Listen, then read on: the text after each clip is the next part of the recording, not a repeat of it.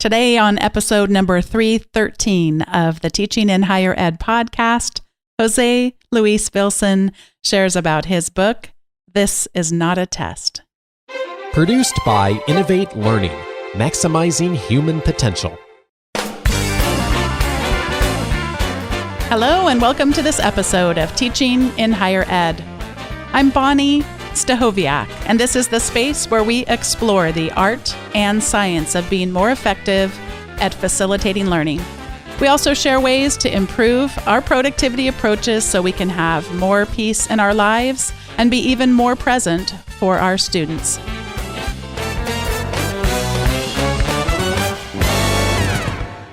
José Luis Vilson is a full-time math teacher, writer, speaker, and activist in New York City, New York.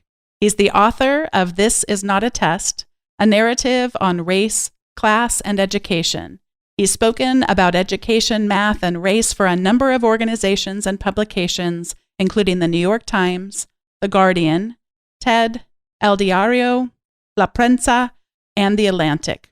He's a national board certified teacher, a Math for America master teacher, and the executive director of EduColor, an organization dedicated to race and social justice issues in education. José, welcome to Teaching in Higher Ed.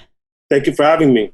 My kids at school, there's a librarian there who I love, and she had my son do an exercise the other day. Maybe you've seen something like this before, José. It's an iceberg, but it's about your identity, and it's an exercise where they ask the kids to express what parts of their identity can we see about them or observable about them, and what parts of them weren't. And I was sort of cracking up because he had a lot of things about his identity involving him not having any pets. I sort of missed. I was sort of like, I hope that we've talked with our kids enough about race that something about his race would be on there, because I always want them to understand those components, and we've read lots of books and all of that, and it was right there in front of me, but I missed it because all I could see was poor guy doesn't have any pets, José, and that's in there like 4 times. So, I'm curious, José, what would you share with us about your identity iceberg? What can we see about your identity and what is unseen? You know, and that's interesting too, because I think this country does a great job of making sure that people start running into whatever cubicles they're supposed to very quickly. So either you get ashamed of your identity or you are proud of your identity, and that can flow any which way. For me, because of what I see in the mirror daily, I am proud to be a Black man in this country, regardless, and because of what's currently happening and what has happened over centuries since 1492, 1619, etc. It's worth saying, though, that below that iceberg is a lot of different things, for a lot of different people. And I don't often know how to negotiate that. I'm happy, for example, to be, a writer I believe myself to be a committed writer, a committed friend, someone who is a committed father as well. So some of those elements start coming above that ocean line, as it were, because of the public nature of my work. I also find myself in spaces where I'm very spiritual. I've become very spiritual in the last couple of years, overtly so, whereas maybe I was just trying to find my path through religion and spirituality through the vast majority of my life. So those are just some things I think about. Not to mention, I do like to sing and write poetry, and I appreciate lyricism. I'm a connoisseur of so many different types of music, which, it's interesting. Like, even just wearing the skin that I'm in, people probably wouldn't understand that, but I love reading lighter notes. I love looking at samples and trying to dig into the crates, as it were. I don't get as much time as I'd like to do that, but whenever I get the opportunity to do it, it's a beautiful thing. At the institution where I work, I was so proud of myself because they wanted to have some more conversations about the faculty research, but that sounded so boring to me, to be like, come together to hear. And I just couldn't get a title, so I wanted to call it faculty liner notes.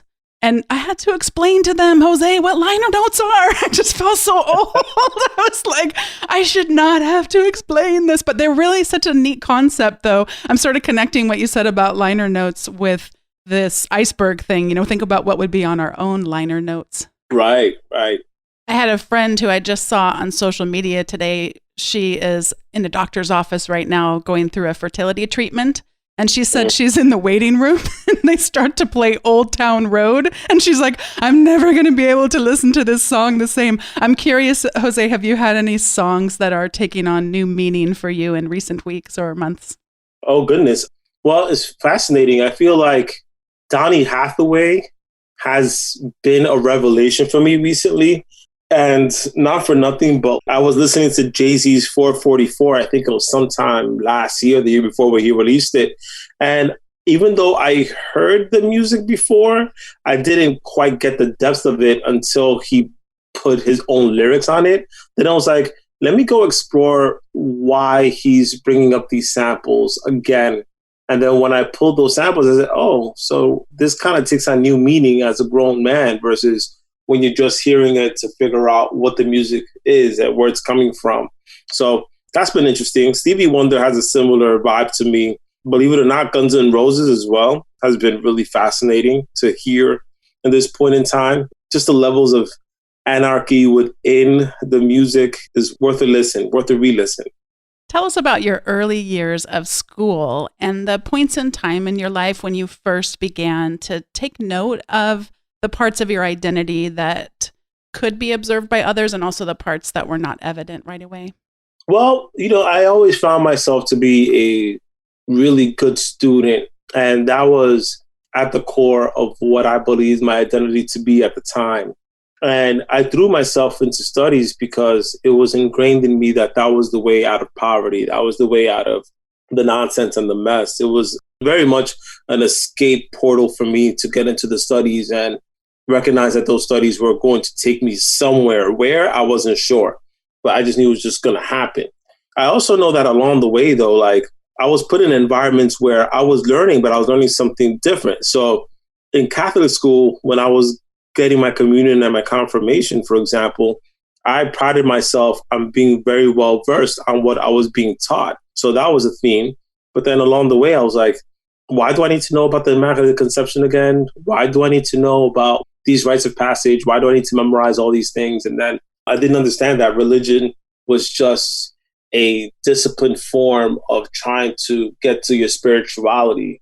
Spirituality can be kind of amorphous until, you get some sort of practice going. And I wasn't able to see that, but I definitely caught why someone would engage in religion in order to connect to the spirituality.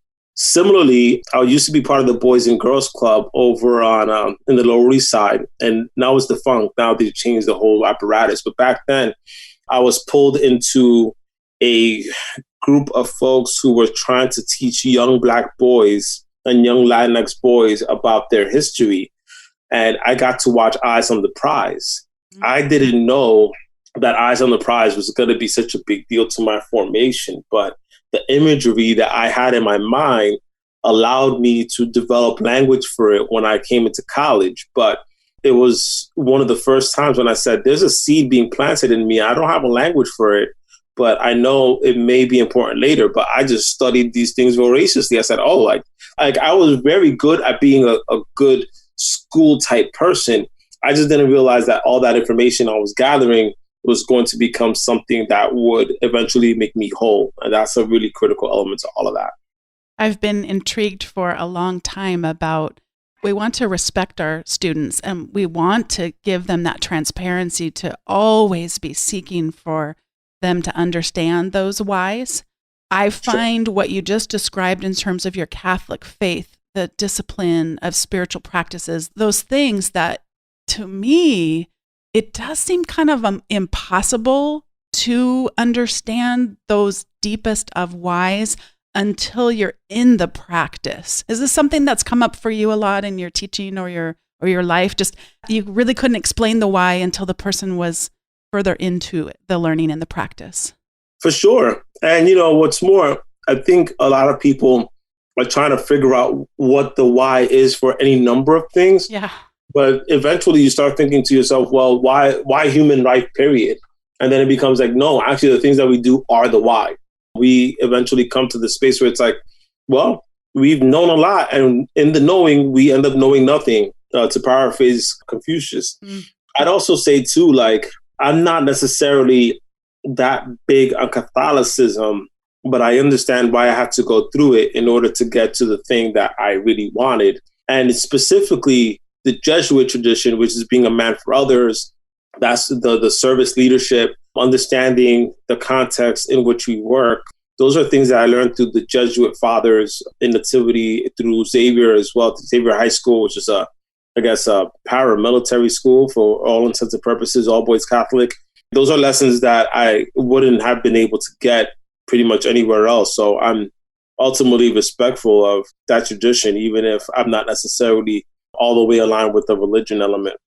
Part of what I may be hearing you say too is that there's a little bit on my part when I do get a little more hung up on the why, is because how do I know what the why is for the student who's in front of me? Like that, just because I think I know what it is, I can't really predict necessarily what it would be for them. It's a really difficult but important tension, I think.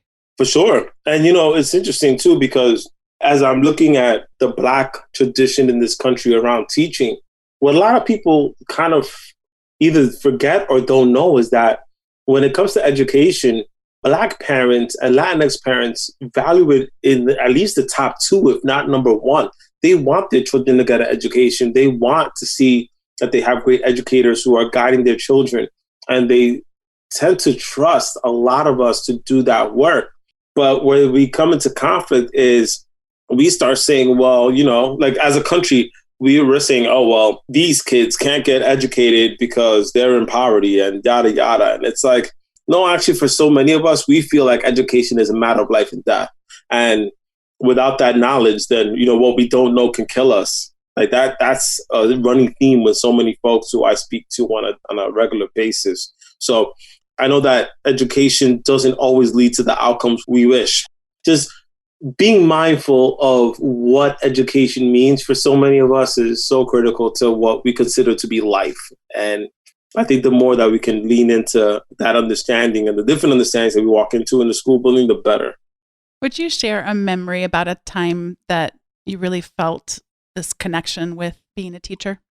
Sure. Even now seems to be a really good memory, right? This moment reminds me of how often I keep talking about relationships and how important relationships are to any given moment. So now we don't have a school building, but we have some sort of vehicle by which we can communicate with our children who are once in front of us. And we have these tools where we can kind of see their faces across flat screens, but the energy is just not there. It is just not.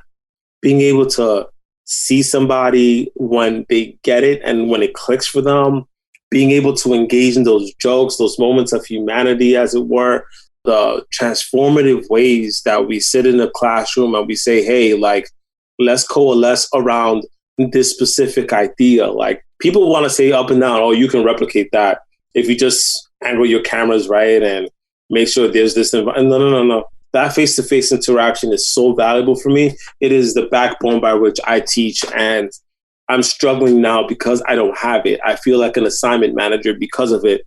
And so it's all this does is remind me, is like after 15 years of doing this work, how, powerful those interactions were, even when, mind you, I wasn't the greatest teacher, even when I felt like I was failing the class, when I wasn't doing my best. But 9 out of 10 times, if you asked me to do this over again, I could not, unless it was a pandemic. But on the flip side of that, if this is the only way I can actually teach, then I guess I'm going to have to do it this way, isn't it? That's the way that works. Mm-hmm. Yeah, I was so confronted. It happened before the pandemic, but the pandemic just amplified it in recognizing my own sense of privilege around trying to set social norms in these online spaces that are just completely inappropriate. And now I shake my head at myself, but I guess all I can do is just keep learning and recognize my failures as fast as I can and figure out a new way. But even just, there's been a lot of discussion about making sure students have their cameras on. Oh, really? Who is it that is attempting to control that? And do you at all understand the context in which your students are now? So I'd love to hear a little bit about your students. Would you tell us about them? Well, the vast majority of them are identify as Latinx or Hispanic, and the vast majority of them are descendants of the Dominican Republic. And so there is a heavy Hispanic Latinx flavor in our school, and it's evident. But though we also have a large influx of kids that descend from Mexico, from Colombia, from Ecuador even. So we have Central and South American influences, along with any number of, I guess, I'll call them random, in the way of saying that because Inwood and Washington Heights is known as a Dominican neighborhood, it feels like all these other ones, like Polish, Irish, Italian, I think Yemeni kids and African American or other Black identifying kids kind of get sprinkled in the mix every so often. But that's the vast majority of our students, and that's their cultural background. And I think from that, I could tell you I also have a grand mix of students with different abilities, right? Like I do my best to assure that I am attending to the student and attending to the human being. So it's very easy for me to sit here and be like, I have this many students who have an IEP, who are English language learners, multilingual learners, who belong in a Title I, yada, yada, who get free and reduced lunch. There's a lot of that. But generally speaking, I just have a lot of care for a lot of the kids that I have. And even because, and despite whatever challenges they have, they come into my classroom and I hope to teach them. So that's where I'm at. So I'm going to try this out on you, see how I did with this construction here. I can't wait. Jose, you teach math, but you also don't teach math. Explain. Well, there's a saying out there, I don't teach math. I teach students math. And so I may consider myself a math teacher, but really I'm teaching students. And you put me in any classroom, whether it be the subject about English language arts, which I've done, by the way. I'm like, yes, I can do that. Social studies, yes, I can do that. Science, yes, I can do that. I feel very confident, not because I know the full subject matter, but because I genuinely believe that being able to relate to students and explain to students what's in front of them is such a pillar to any of this stuff. So whether it's math, science, or whatever, I'm going to be able to get through to them what the idea is that I need to get to them. So that's kind of why I don't consider myself a math teacher. There's also an element too that I'm going to just go ahead and pull out there for everybody, is because my public appearances and persona are often tied to issues of race, class, and social justice, people forget that I teach math. And so math teachers there's a prototype for a math teacher that people don't often understand, but they cling so hard to that when they see someone like me, they can't imagine that I actually teach math. Even when we have so many different examples out there of Black mathematics teachers who've done this for generations on end. So there's two parts to that, right? Like one is my own self-actualization about the way I move about the classroom. But the second is very much about how people react to somebody who's not trying to talk about math 24/7 and trying to derive things and create models for things, but is genuinely interested in the interactions with our students across their own identities and our identities. Math is, of course, a topic, and I know that you've spoken, written a lot about this, but math is a topic that, yes, is a subject, but also is something that can be so alienating to people, and alienating because our sense of identity and what we're good at and what we're not good at just slams right against it so much. Where do you think about your role as trying to help students change that part of their identity? And what are some of the things that you've tried and wrestled with in that realm? Well, what I often find is that when it comes to math teaching, there's a small difference culturally, but a significant difference between if you teach English language arts and math. I think the general public fully understands that math is an important subject to teach. However, literacy is something that is treated societally so delicately that if you call somebody illiterate, that is offensive. It is a diss, it is a curse in so many ways. But if you call somebody innumerate, it doesn't faze anybody. And for some people who are good at math, they're like, no, I don't know what you're talking about. I am good at math. And then it just goes away. Or if they're not good at math, they're like, well, my mom wasn't good at math, or I wasn't good at math, so it's okay if my child's not that good at math. It's whatever. Like, it's just numbers and letters. What are we going to use it anyway?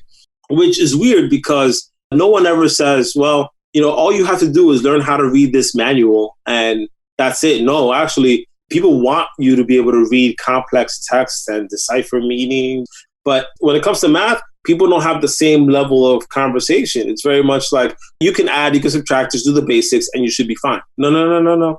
Let's keep the same energy with both topics. Like, we want to make sure students are proficient in some level with math. It doesn't have to go all the way to like algebra 2, but at the very least where they're competent in being able to manipulate numbers and make interpretations of them. That's all important for me. So I think a part of it too is having someone who actually believes that students can actually do it and trying to have that person impressed upon the idea that our students are more than capable of doing the work in front of them, that they are all mathematicians in their own way. And as long as they are complete, consistent, and correct, then they should be fine. They could do it from multiple angles. They could do it multiple ways. It doesn't have to be just one way. And if it's a way that they understand and they can continually use it across, then they're going to be really good at math. That's the way that goes. But that's a conversation we as a collective mathematics community have not had. There has been such conversation around mindset, fixed mindset, growth mindset, and that has just permeated the conversation. But what you just brought up hasn't come up enough. So we just turn around and blame it back on the students again. Oh, look, it's actually your fault. Ultimately, you're not good with math, and it's your fault because you have a fixed mindset about your own math. But there is emerging research that comes out about the connection between teachers' mindsets about their own students and how we can limit them or in some ways help them to heal that in their own selves. I just think it's so powerful. I will post it in the show notes on one of the articles that I came across, and I've posted it in previous episodes too, but just in case anyone missed it, I think this is a really important part of the conversation. We're just not having enough. And it becomes like an extension of Ruby Payne's culture of poverty, right? Where you forget to put the onus on the adults, and it becomes very much, let me put the onus back on the kids. And there's just no way we can fix this because they just need to be able to just change things. It's like, no, we also very much have a responsibility towards that nurture, towards that care, towards speaking up about that culture. Systems don't run without the adults who keep running them. And if we are to change those systems, then we who act within the system have to find ways to change that system. You mentioned at the beginning of our conversation about just the limitations for you of the two-dimensional screens that you are attempting to connect with your students on. So I ask this next question with that very much at the forefront of my mind, but I want to know what kinds of opportunities you're having or are you having about talking with your students about what's happening in our country right now? Because my students are middle schoolers, I'm honestly having a hard time having that conversation from the context of their homes. It's almost like Bloom's taxonomy, which, by the way, of course, is, I guess, appropriated from the Blackfoot Nation. So shout outs to them. But being able to just make it day by day feels like a traumatic experience for so many of our kids. Then talking about what's happening outside makes it even harder unless you have an environment, right? So when Trayvon Martin had been killed and any number of folks throughout my teaching career had been killed mercilessly, I was able to carve out time from my teaching schedule to assure that students had safe space to talk about it. Even during the past 2016 election, that morning was horrid. So I just spent the morning saying, hey, like, what do y'all want to talk about? And just leave it open.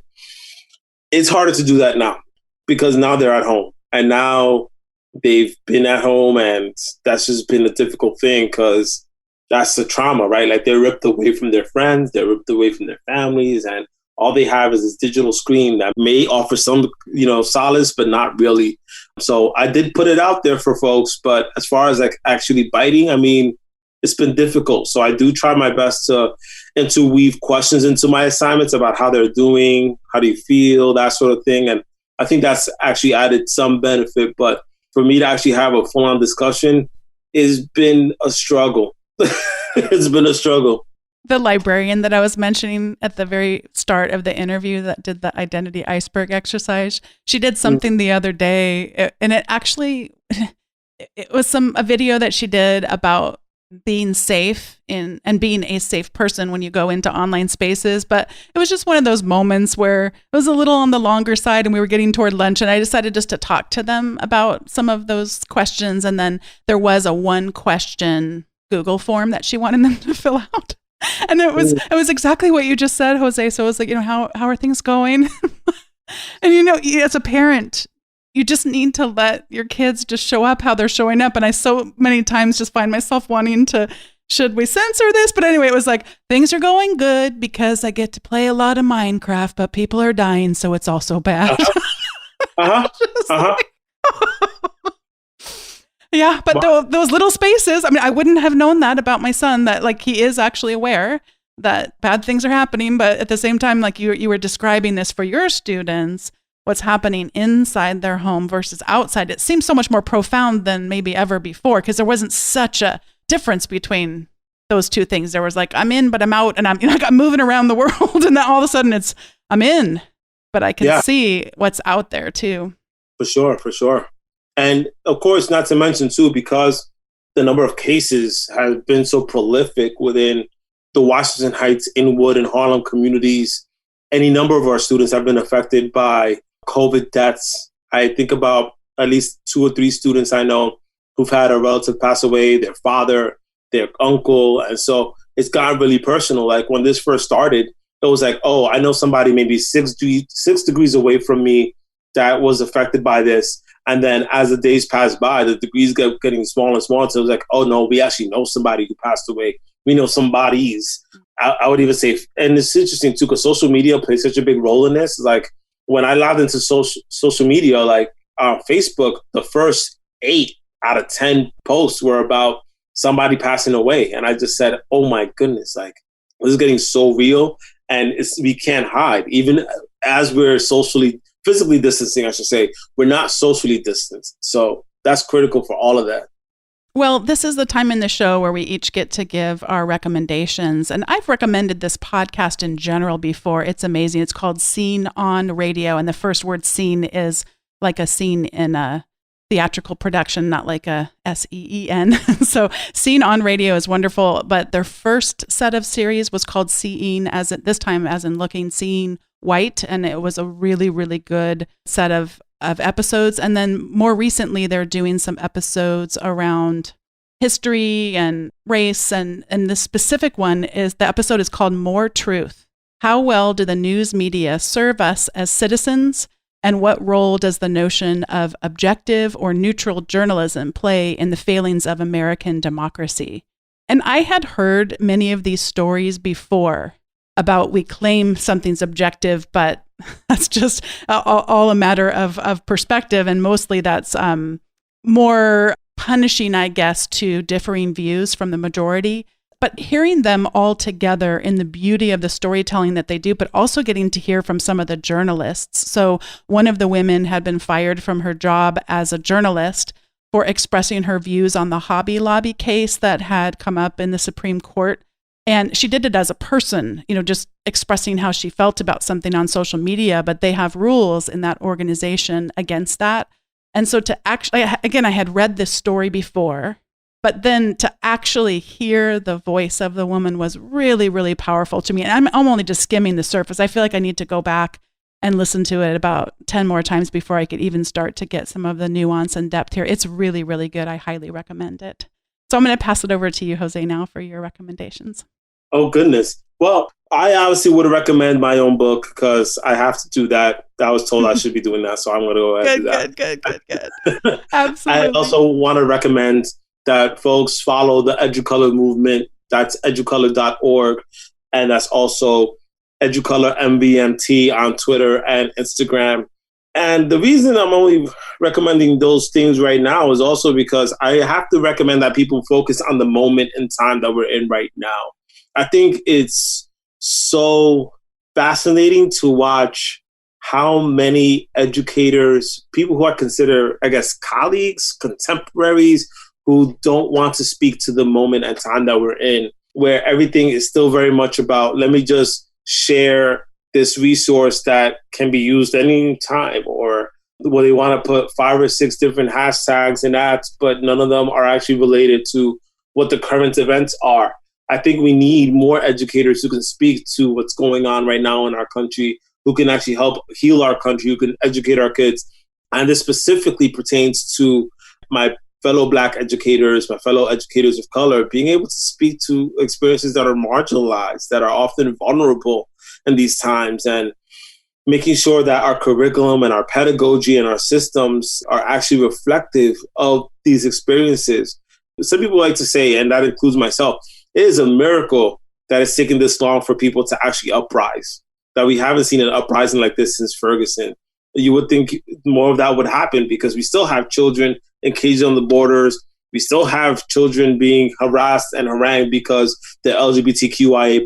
We still have an educational system that works as intended, that continues to marginalize so many of our kids. And then we keep talking about gaps, but then we never actually want to seek to address those gaps because there's a grand swath of very powerful people who, yes, they may believe in equality, but they want some people to be more equal than others. Mm-hmm. So yes, that is an Animal Farm recommendation interpolated for this moment in time. So that's what I'm recommending, is being able to heal and really love one another and show that love. Let the hate flow through, let the anger flow through, because that's going to help make change. But at the end of the day, we do it because we have a real love for each other. And people should be so thankful that we want this American experiment to actually work. Jose, it is such an honor to get to talk to you, and I echo your recommendations for your book. That is one of the reasons I was so excited to get to have this conversation with you. You just pour yourself out of that book, and I truly felt just a compelling story about what this has meant to you in your life to be a teacher, but also you challenge us as readers, and you give us hope as readers, and what a joy it is to talk to you today. Thank you very kindly.